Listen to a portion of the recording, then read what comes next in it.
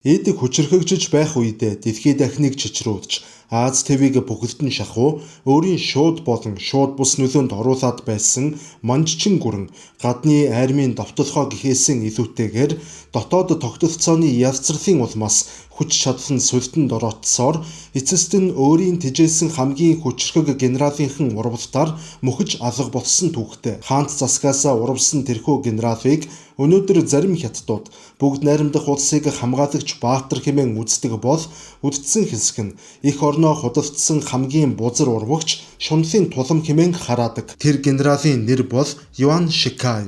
Тэрээр зүгээр нэг цэргийн жанжин байсангүй. Харин Манжин хааны ордны итгэлийг олж Хятадын хамгийн орчин үеийн армийг удирдах байсан. Бээжингийн хамгийн аюултай үнэг Манжин сүүлчийн эзэн хаан Пүйгийн эцсийн найдвар байв. 1911 оны Синхуан хувьсгал дэгдэхэд түүхэн дэх хамгийн гайхалтай атлаа, хамгийн зэвүүцэм хувилдаан Хятадын төрд өрнөсөн юм. Юан Шикай нэг гартаа Манжин хааныг хамгаалах сэлэм, нөгөө гартаа хувьсгалчдтай тохиролцох нууц гэрээг барьж, бүхэл бүтэн үндэсний хувь заяагаар хөзөр тогтсон байдаг. Тэрээр 6 настай сүүлчийн эзэн хаан Пүйийг суудлаас нь хүчээр булгаж 268 жилийн турш оршин тогтносон чин гүрнийг ганцхан өдрийн дотор мөхөөж чадсан нэгэн юм. Гэвч түүний дотоод дахь хязгааргүй шунал нь түүнийг түүхэн дэх хамгийн гадцуу, хамгийн ичгүүртэй алдаа руу түлхсэн байдаг. Манжин төрийг унгаж шин тутам байгуулагдсан бүгд найрамдах улсын анхны ерөнхийлөгч болсон энэхүү генерал генетхэн өөрөө Хятадын шин эзэн хаан болохоор шийдсэн түүхтэй. Өнөөдрийн бичлэгээр бид манжчин гүрнийг дотроос нь нураасан Юан Шикайын цус дурвалт, түүнийг үхэл рүү хөтөлсөн хаан болох гэсэн галзуу шунал, мөн түүний тарьсан гайгаар Хятад улс хэрхэн хэдэн 10 жилийн турш генералуудын цуст иргэний дайнд живсэн харанхуй түүхийг задлан шинжлэх болно. Ингээд өнөөдрийн дугаараар хүний сэтгэл зүйн хамгийн нарийн тоглолт, хамгийн том геополитикийн 8-ны цаад нууцыг хамтдаа нээн ярих болно. За түүнчлэн та бүхэндээ одоо нэг мэдээлэл дуулгахад бол 1805 онд Чехийн алдарт Рашан сувиллын Карловы Вари хэмээх тосгонд энэ хотын эмзүүч Йозеф Витус Бехер гэдэг хүн Английн эрдэмтэн Кристиан Фробрик гэдэг хүнтэй хамтраад хүний ходоод гэдэсний үйл ажиллагааг дэмжиж эрүүлжүүлэх зорилготой хоолны шингэцийг сайжруулах зорилготой эрүүл мэндийн зориулалтаар Бехеровка хэмээх фекёрыг бол анх гарган авсан байдаг. За хожим энэ фекёр нь бүгд найрамдах Чех улсын үндэсний бахархал болж дэлхийд алдартай урамлын гаралтай фекёр болж чадсан түүхтэй. Манжчин гүрний 268 жилийн түүхтэй Агва хаант засаглал гадны далайн гүрнүүдийн довтолгоонд биш, харин Бээжингийн төвд өөрсдийнх нь хамгийн их найдаж байсан цор ганцхан генералын гараар нуран унсан түүхтэй.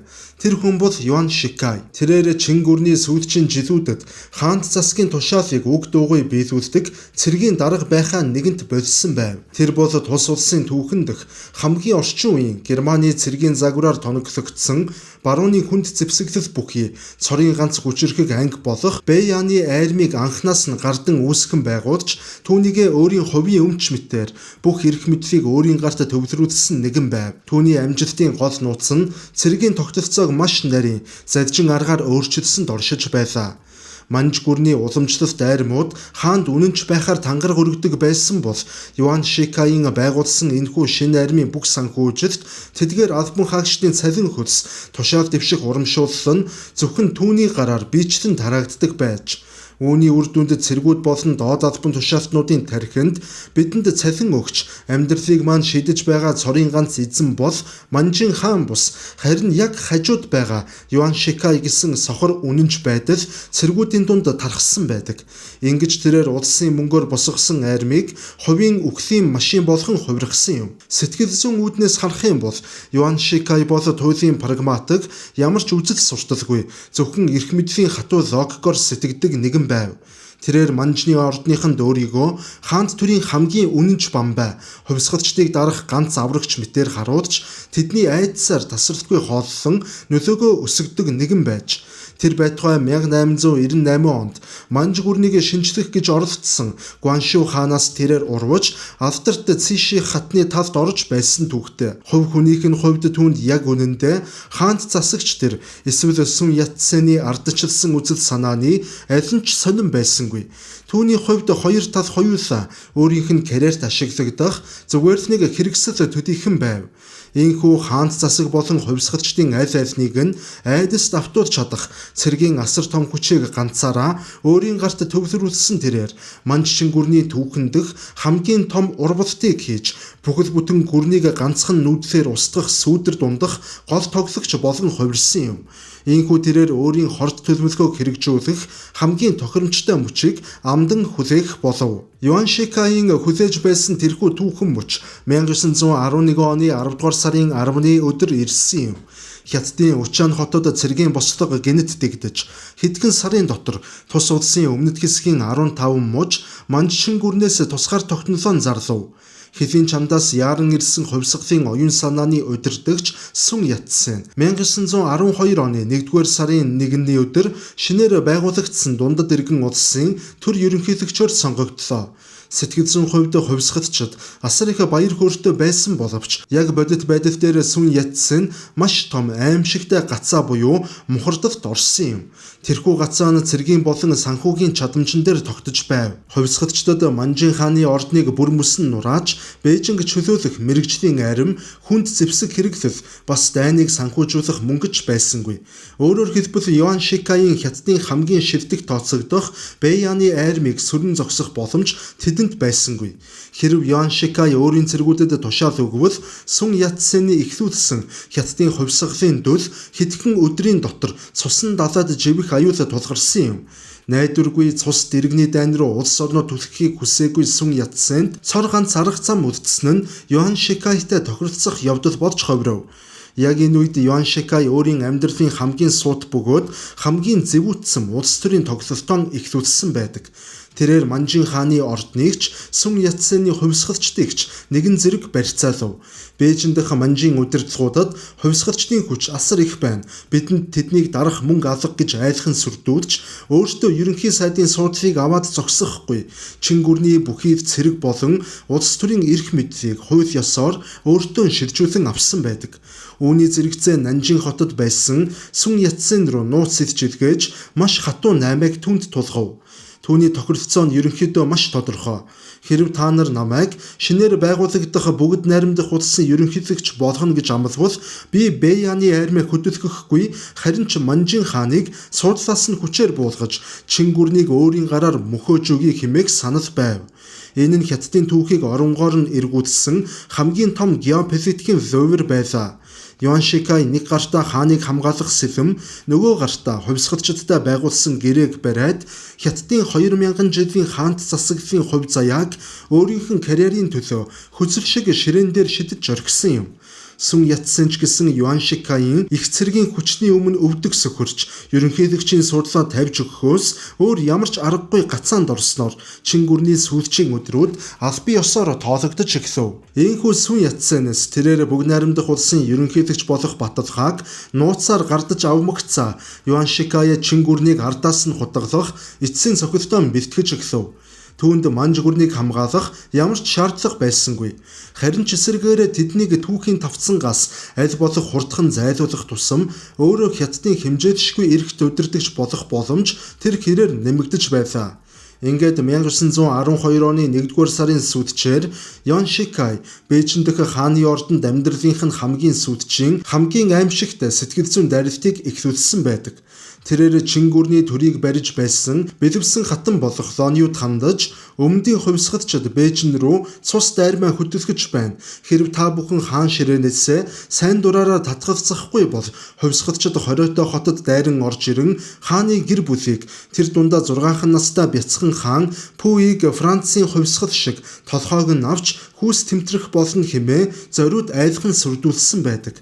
Тэр байтугай өөрийн мэдэлд байдаг Бэйяны армийн 40 гаруй генералуудаар хааны ордон руу хаан ширээнээс яаралтай буухыг шаардсан цахилгаан мэдээ илгээж цэргийн хүчээр улаан цайн сүрдүүлж эхлэв. Ийхүү ямар ч найдваргүй болсноо ойлгосон хааны ордныхан бүр мөсөн мухардалд оров. Өөрсдийг нь хамгаалах ёстой байсан сүйтгэжийн хүчин хүртэл өөрсдөөс нь урвж байгааг тэд нэр дэндүү хождож ойлгоцгоосон юм. Ингээд 1912 оны 2 дугаар сарын 12-ны өдөр Хятадын түүхэнд хамгийн гонигтай бөгөөд зэвүүцсэн үйл явдал болов. Хатан хаан Лонью аргагүй эрхэнд нулимс туслуулан 6хан настай сүйтгэжийн эзэн хаан Пүийг суудлаас нь бүр мөсөн буулгах, хаан ширээнээс татгалзах тухай зарлиг дээр гарын үсэг зурж хааны тамгыг дарав. Энэхүү зарлагт Юан Шикайд төрийн бүх эрх мэдлийг шилжүүлж бүгд найрамдах улсыг байгуулах бүтэн эрхийг олгосон байдаг. Тэжээсэн Бярун тэрэг эвдэн гэгчээр Манжин хаадын өөрсдийнх нь өсгөж хамгийн ихээр итгэж байсан генерал нь тэдний 268 жилийн түүхтэй чин гүрнийг цаашлаад Хятадын 2000 гаруй жилийн түүхтэй хаант засаглалыг ганцхан өдрийн дотроос нь ийхүү цоочлон устгасан юм. Юан Шикай энэ бүх цус хувилтаа агуу орволтынхан үр дүнд ямар ч дайн хийлгүйгээр Бээжинг бүрэн хяналтанд авч Хятад улсын цорын ганц хууль ёсны эзэн болон хувирав. Ингээд түүний өмнө Сун Яцен дамлсан амлалт буюу бүгд найрамдах улсыг удирдах шин тоглоом хүлээж байлаа. Гэвч түүний дотор хаан ширээг нураасан биш. Харин тэрхүү хааны суудалд өөрөө суухыг хүссэн харанхуй шунал аль хэдийнэ соёод жигсээд байсныг хэн ч тухайн үедээ мэдсэнгүй. Манжчин гүрнийг мөхөөсний маргааш нь буюу 1912 оны 3 дугаар сард Юан Шикай амлалт ёсоор дундад эргэн улсын 2 дахь төр ерөнхийлөгчийн суудалд суув. Сун Яцен болон түүний нөхөд Юан Шикайын энэхүү нүүдлийг шин залуу бүгд найрамдах улсыг хамгаалах хүчирхэг Бамбай болно гэдэгт маш ихээр найдаж байлаа. Тэд түүнийг барууны маягийн ардчилсан үндсэн хуулийн дор хазаарлаж парламентын хяналтанд байлгаж чадна хэмээн гинэнхнээр тооцоолсон юм. Гэвч Юан Шикайын тархинд Хятадыг ардчилсан улс болгох бус харин өөрийн хэмжээшгүй дарангууллыг тогтоох маш бүрхэг аюултай төлөвлөгөө аль хэдийнэ бүрэн зурагдаад дуусчихсан байж тэрээр ажлаа авмагцаа Сун Яцены байгуулсан хувьсгалт Гоминдан намыг бүр мөсөн устгах давт ажиллагааг эхлүүлсэн юм. 1913 оны парламентын сонгуульд Гоминданы нам үнэмлэхгүй ялалт байгуулж тус намын залуу авиаслыг удирдагч Сун Цзяожэн ерөнхий сайд болох нь тодорхой болов. Тэрээр Юан Шикайын хязгааргүй эрх мэдлийг үндсэн хуулиар хязгаарлана гэдгээ эв тодор зарлаж байсан юм. Гэвч Шанхайн галт тэрэгний буудалд Сун Цзяожэн бусдын гарт зэрлэгээр ам үргэтсэн бөгөөд энэхүү аллагтай холбоотой бүхий л мөрдөн байцаалтын үр дүнгууд Бээжин рүү буюу Юан Шикайын өрөө рүү хөтлөж байлаа. Юан Шикай өөрийнх нь эрх мэдэлд цаад болсон хэнийг ч гэсэн замаас нь зайлуулахад бэлэн байгаа гэдгээ ийхүү цусаар харуулсан юм. Үүний дараа түүний дарангуйлал бүрч эв цагаандаа гарч эхлэв. Тэрээр Гоминданы намыг хууль бус урагчдын байгууллага хэмээн зарлаж парламентыг Бэяны армийн хүчээр сүрдүүлэн хүчээр тараав. Сун Яцен болон хувьсгалчид түүний эсрэг 2 дугаар хувьсгалыг эхлүүлж зэвсэгт босдог дэгдээсэн боловч Юан Шикайын орчин үеийн армийн өмнө хүчин мөхөсдөж дахин хэлийн чанд руу дөрвөхөөс өөр аргагүй байдалд орцгов. Юан Шикай үндсэн хуулийг өөртөө зориулан өөрчилж ерөнхийлөгчийн бүрийн эрхийн хугацааг 10 жил болоход зогсохгүй өөрийн залхамжлагчийг өөрөө тодруулдаг системийг нэвтрүүлж насан туршийн дарангуулагч болон хувирах замаа засав. Ингэж Хятад улс Манжин хааны дарангууллаас салсан боловч бүгд найрамдах улс гэдэг гоёмсог багны цаана хуучин чин гүрнээс жилүү хатуу цэргийн нэг хүний дарангуулалт бүрэн автжээ. Мангасыг устгасан баатар маань өөрөө Хятад үндэснийг бүхэлдэн залгих шинэ хар мангас болон хувирсан энэ байв. Нэгэнтээ Хятадын хэмжээшгүй эрэхт эзэн болсон Юан Шикайын шунал үүгээр зогссонгүй. Тэрээр түүхийг бүр урагш нь ухрааж өөрөө эзэн хааны алтан синтед суух сүүлчийн газзуурал руугаан алхаж эхэлсэн юм. Тэрээр зүгээр нэг ерөнхийлөгч байхыг хүссэнгүй. Харин Хятадын хаадын уламжлалт хэмжээшгүй эрх мэдэл алтан синтэ олон зууны түүхтэй тэнгэрийн суудлыг өөрийн биеэр эзэмшихийг хүсэж эхлэв. 1915 оны сүүлчээр тэрээр өөрийн удирдсан давд явуулахаар ард түмний төлөөлөгчдийн хурлгэгчийг зохион байгуулж тэднэр дамжуулан өөрийгөө Хятадын шинэ эзэн хаанаар өргөмжлөх жүжигчийг найруулан тавив. Ингээд 1915 оны 12 дугаар сарын 12-ны өдөр Юан Шикай дундад иргэн улсыг устгаж Хятадын эзэнт улс гэгч шинэ улсыг аль бие ёсоор тунхаглаж өөрийгөө Хуншан хэмээх оны нэр бүхий шинэ эзэн хаан хэмээн зарлав. Тэрээр Бээжингийн тэнгэрийн сүмд очиж хуучны хаадын адил дахил өргөх ёслол үүддэж хааны ордондоо зориудж олон зуун мянган ам доллараар алтан шаазан эдэллүүд захиадж хийлгэж өгсөн. Гэвч энэхүү титэм өмсөх үйл ажиллагаа нь түүнийг түүхийн тавцангаас бүр мөсөн арчиж хаях сүрлийн эхлэл болно гэдгийг сохорсон амбиц нь түүнд даанч мэдрүүлсэнгүй. Юан Шикайийн энэхүү алхам Хятадын нийгмийг бүгдд нь жигшив зэвүүцэл уур хилэн давтуулсан юм. Манччин гүрнийг устгах гэж цусаан урсгасан хувьсгалчид шин залуу үеийн сэхэтнүүд тэр байтугай түүний хамгийн итгэлтэй хүч байсан Бэяны айрмын генералууд хүртэл түүнээс шууд нүр буруулж эхлэв. Генералуудын хувьд бүгд найрамдах улсын төлөө зүтгэж байна гэж бодож байснаас биш Юан Шикайийн хувийн боол хаант улсынхан зарц болохыг тэд огтхон ч хүссэнгүй. Юнан мужаас эхлээд Хятадын өмнөд болон баруун мужуудын цэргийн эрхтнүүд Юан Шикайийн эсрэг дайн зарлаж Бээжингийн эсрэг зэвсэг барин босцоож улс орон даяар генералууд бослогдогдож эхлэв. Дэлхийн нийт тэр дундаа барууны гүрнүүд ч гэсэн түүнийг хүлээн зөвшөөрөхөөс татгалзаж Хятад улс дахин бүрэн хэмжээний томоохон иргэний дайны галт шатаж эхэллээ. Юан Шикай өөрийнх нь тушаалыг айрмынх нь генералууд дагахаа болсон гашин үнэнтэй нүр тулгарч эхлэв. Ингээд аргаа барж бүх зүйл буруугаар эргэснийг ойлгосон тэрээр хаан болсноос ердөө 83 хоногийн дараа буюу 1916 оны 3 дугаар сарын 22-ны өдөр хаан Ширэнэсийн аль бие ёсоор бууж бүгд найрамдах улсыг дахин сэргээж байгаагаа зарлав. Гэвч түүний нэр хүнд аль хэдийн шавартай хутгалтаж Хятадын түүхэндх хамгийн ичгүүртэй дарангуулагч болон хувирсан байв. Хаан Ширэнэсээ буусна нь Юан Шикайийн хувьд зөвхөн улс төрийн үхэл байсангүй. Энэ бүхэн нь түүний махан биеийг давхар устгах үйл явцыг эхлэл байв. Бэяны айрмынх нь генералууд түүнээс нүр буруулж түүнийг Хятад даяар жигшин зэвүүцэж байсан нь түүний сэтгэл зүг бүрэн нурав. Тэрээр маш гүн хямралд орж үүнээсээ үүдэн бөөрийн дутагдал буюу урэм хэмээх өвчнөр өвчтжээ. Ингээд хаан Ширэнэсээ бууснаас ердөө 3 сарын дараа буюу 1916 оны 6 дугаар сарын 6-ны өдөр Юан Шикай 56 наснда сэтгэл санааны гүн гутрал өвчний улмаас Бээжин хотноо амьсгал хурав. Гэвч түүний үхэл Хятадын түүхэнд шин гэрэл гэгээг авчирсангүй. Харин ч урд урдынхаас илүүтэй харанхуй, илүү аимшигтай цус дангахыг нээж орхисон юм. Юан Шикай амьд байхдаа Хятадын бүх цэргийн хүчийг ганцаараа монополчлон захирч хатуу гараар барьж байсан тул түүнийг байхгүй болмогц Хятад улсад нэгдсэн удирдлага тэнцвэржүүлэгч хүчин гэж байхгүй болов. Түүний байгуулсан Бэяны айрмын генералууд Бээжин дахь төв засгийн газрын тушаалыг дагахаа бүр мөсөн бодцоож мужуудыг өөрсдөө хуваан авцгааж өөрсдийн жижиг хаант улсуудыг байгуулан хувийн цэргийн дарангууллаан тогтоов. Хятадын түүхэнд энэ үеийг генералуудын 90 үе хэмээн нэрлэдэг. Фэн Юсян, Чан Цзёлин, О Пэйфу зэрэг цус генералууд өөрсдийн эрх мэдлийг өргөжүүлэхийн тулд Хятад даяар хэдэн 10 жилийн турш тасралтгүй иргэний дайн дэгдээж жирийн ард иргэдийг үе олноор нь хядаж устгасан байдаг. Хятадд төв засаг гэж байхгүй болсон тул гадны гүрнүүд ялангуяа Япон улс Хятадын мужуудыг нэг нэгээр нь эдийн засаг болон цэрэг айрмын хувьд залхиж эхлэх таатай хөрс нь бүрэн бүрдэж эхэлсэн байдаг.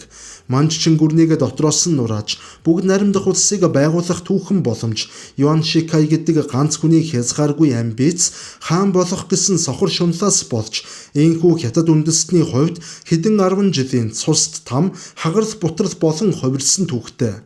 Тэрээр түүхэнд манжийг мөхөөсөн баатар гэж бус харин өөрийн шунлаар Хятадыг цусан живүүлсэн урвагч хэмээх тас хар тамхтайгаар түүхэнд мөнхрөн үлдсэн нэг юм а.